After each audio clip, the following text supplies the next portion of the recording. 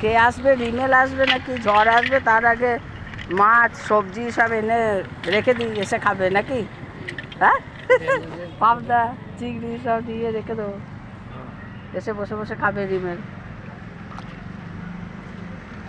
কে আসবে কখন, এই যে ঝড়।